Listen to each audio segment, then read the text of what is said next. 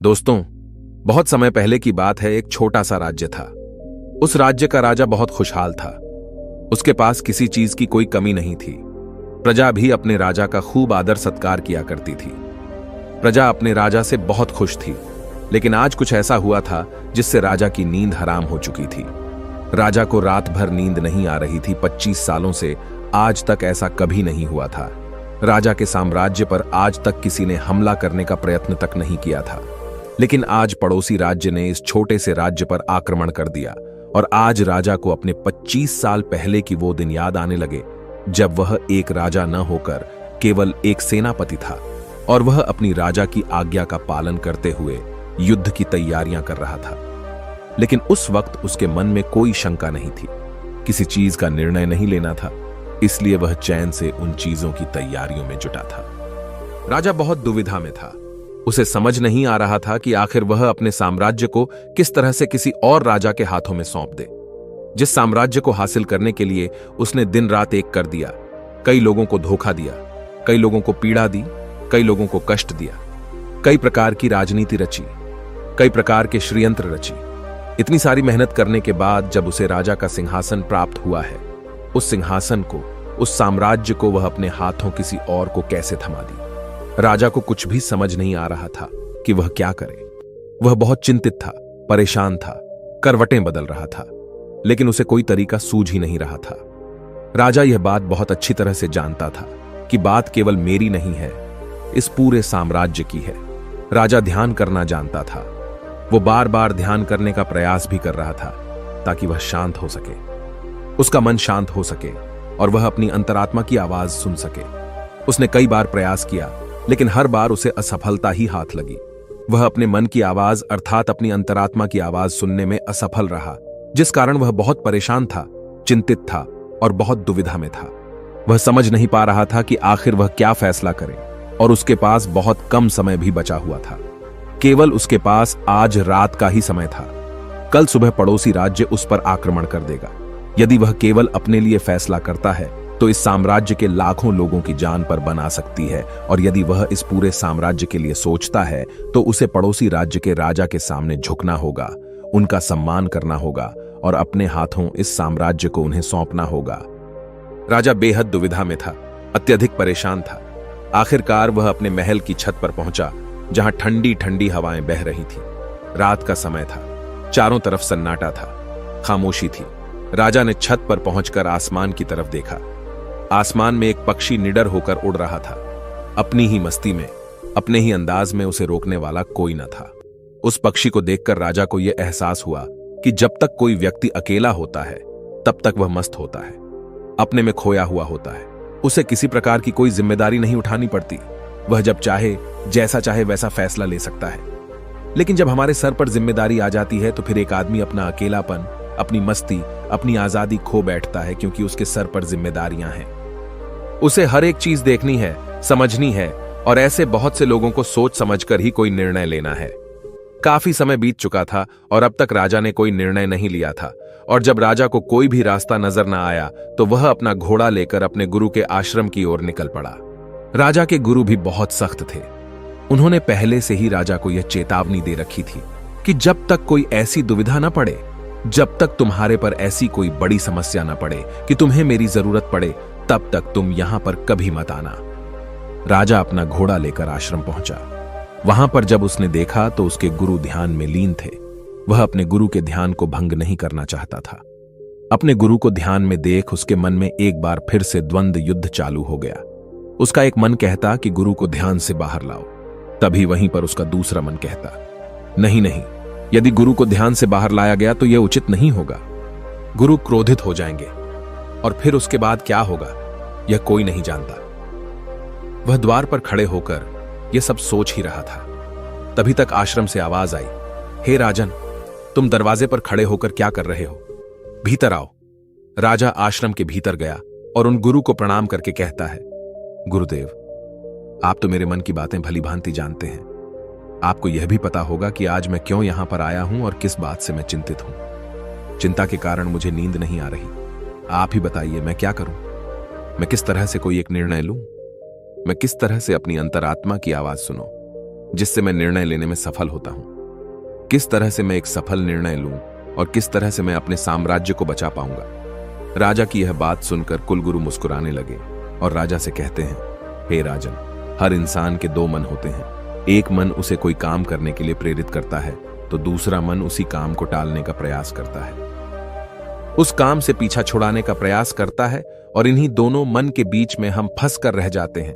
हम किसी एक तरफ निर्णय नहीं ले पाते, हम किसी एक दिशा की तरफ नहीं बढ़ पाते, और ऐसे समय पर हमारे मन में सवाल उत्पन्न होने लगते हैं कि जो फैसला हम लेने जा रहे हैं क्या वह सही है या फिर गलत। ऐसी स्थिति हमेशा आधी अधूरी हो जाती है और वह हमें अपने पूरे जीवन भर पछताने के लिए मजबूर कर देती है।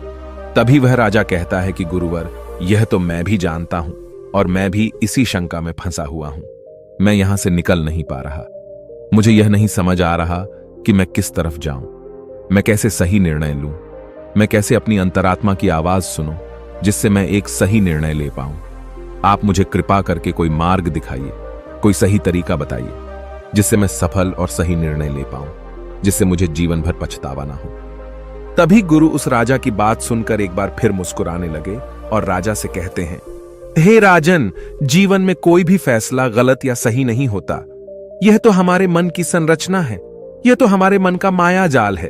वास्तविकता तो यही है कि जो होना होता है वही होता है। हमारे और तुम्हारे करने से कुछ भी नहीं होने वाला, कुछ भी नहीं बदलेगा। लेकिन फिर भी हम अपने अहंकार में यह सोचने लगते हैं कि हम जैसा चाहते हैं हम वैसा ही करेंगे और जैसा हमें चाहिए बिल्कुल वैसा ही होगा। हम यही सोचते हैं कि हम अपने फैसले से दुनिया बदल सकते हैं और इसीलिए हम सही और गलत के चक्कर में फंसकर रह जाते हैं और हम कोई भी कदम आगे नहीं उठा पाते, कोई भी निर्णय नहीं ले पाते।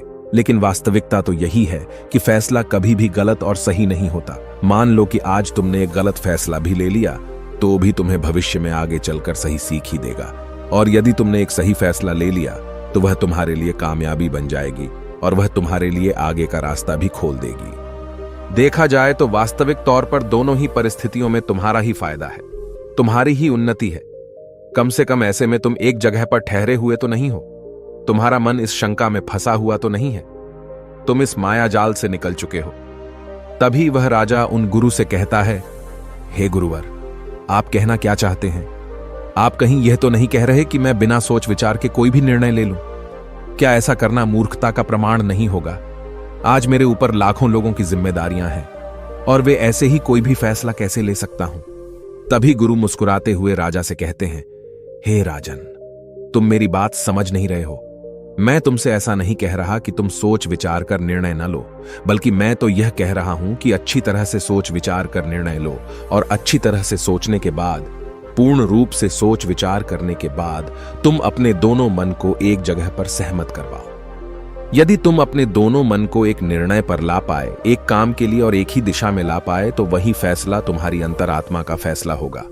तुमने कई बार यह अनुभव तो किया ही होगा कि किसी काम में तुम्हारा मन तो लग रहा है लेकिन बुद्धि तुम्हारा साथ नहीं दे रही, बुद्धि तुम्हारा पल पल विरोध कर रही है, और ऐसी परिस्थिति में हमारे मन और हमारी बुद्धि के बीच युद्ध चल रहा होता है। लेकिन यहां पर समझने वाली बात यह है कि जो बातें तुम्हारे मन से उठ रही हैं वही बात तुम्हें सही रास्ते पर ले जाना चाहती है।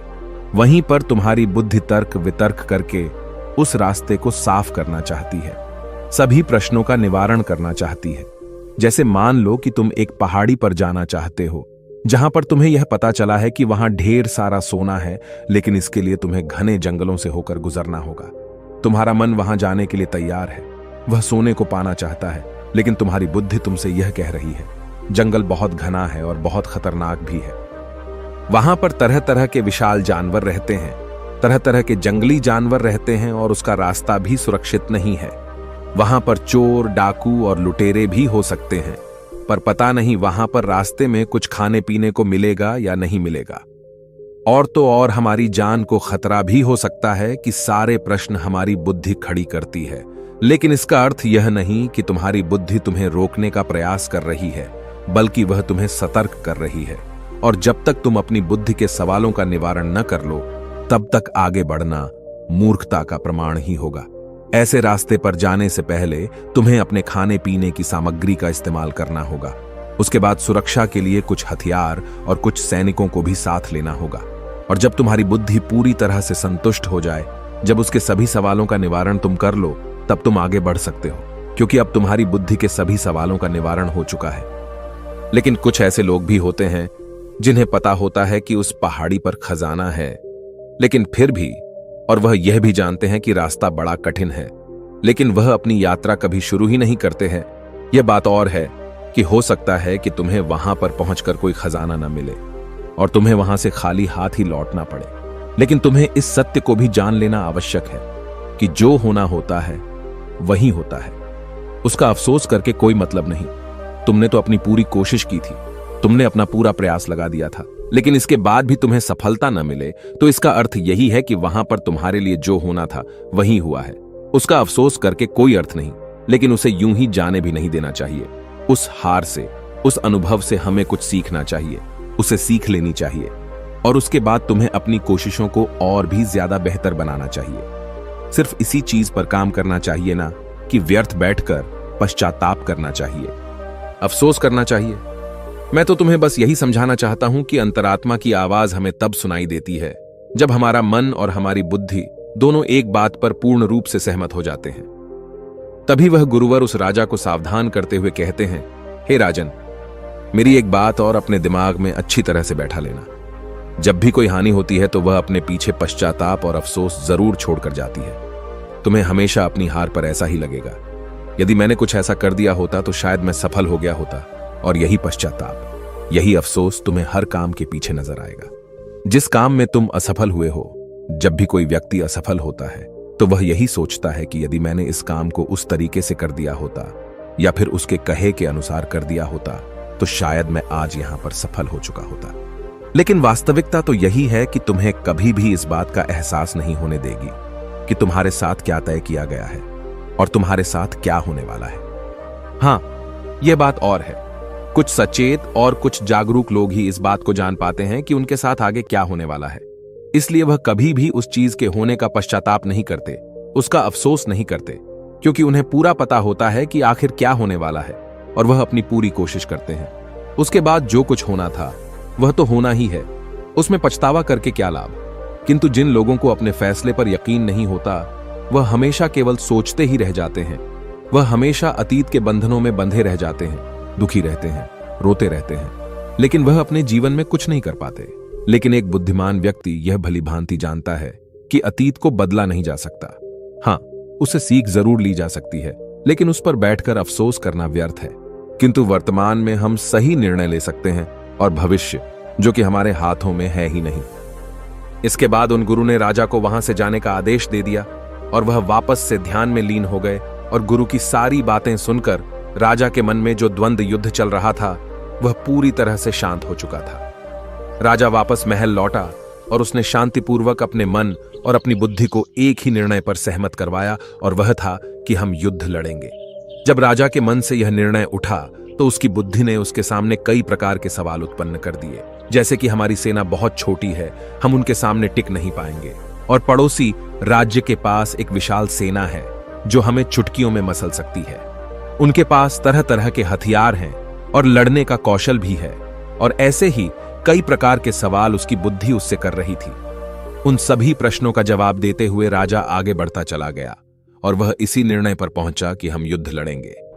यदि हम सही रणनीति से सही तरीके से युद्ध लड़े तो हम छोटी सेना के साथ ही उन्हें हरा सकते हैं।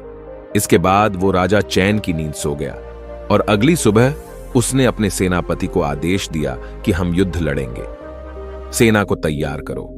सेनापति ने राजा की आज्ञा का पालन किया। दोनों ही राज्य में घमासान युद्ध हुआ।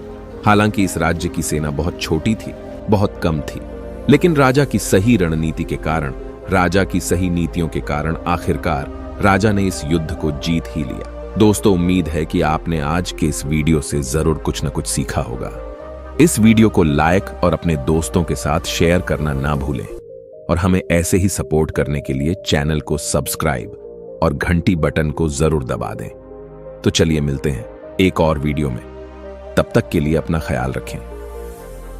नमो बुद्धाय।